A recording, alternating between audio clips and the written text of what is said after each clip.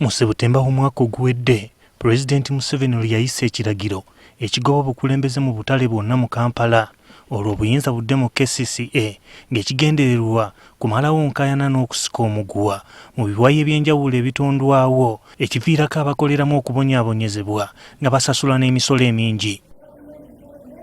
Akulira KCCA Dorothy Kisaka alambudde akatale ka St. Bali ku ddembe oba Owino olwaleero n'alagira abasuubuzi okuwaayo amannya gaabo bwe balaba tibasobola okutuula ku kakiiko akafuzi ak'ekiseera akagenda okugira nga kakulembera abasuubuzi.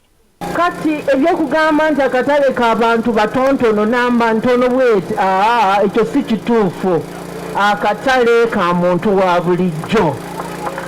Bano bakusunsulwa KCCA era ng'olukiiko luno lwakukulembera emyezi 6.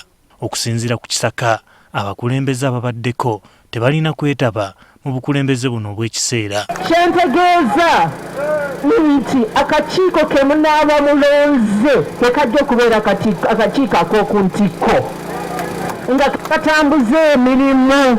Kati nze bwe mutampeereza bantu balungi ekyo munaaba mwekoze bubi. Bano bategeezezza nga n'empooza ebadde ebaggyibwako bwegenda okufuuka olufumo.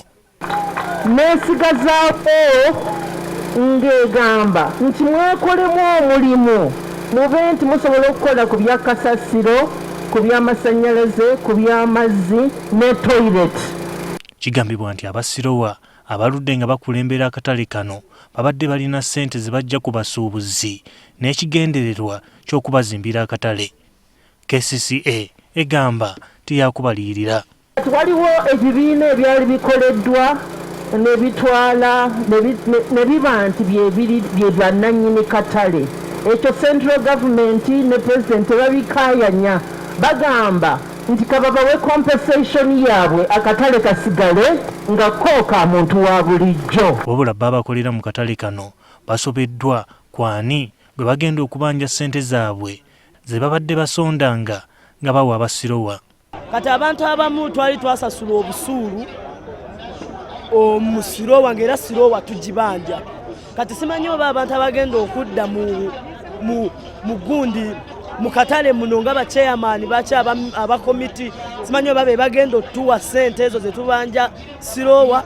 Awo kyesimanyi kati gavumenti ekyo nakyo ino kirowoozaako ennyo. Naffe tubale tusonda ssente ez'okuzimba akatale okiraba.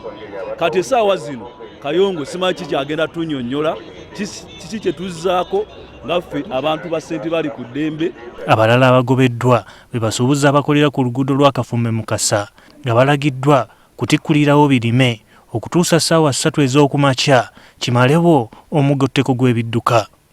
Twagala okukakkanya akatale ng'abantu abali mu katale munda bafunamu omugaso mu mirimu gye bakola. Nze ndi nammwe, fetuli nammwe. Okusinziira ku nnankulu wa KCCA, abasuubuzi okusunsulamu abo be balowooza nti bayinza okubakulembera kirina okukolebwa mu bunnambiro. Gerard Luyima, NTV Akawungeezi.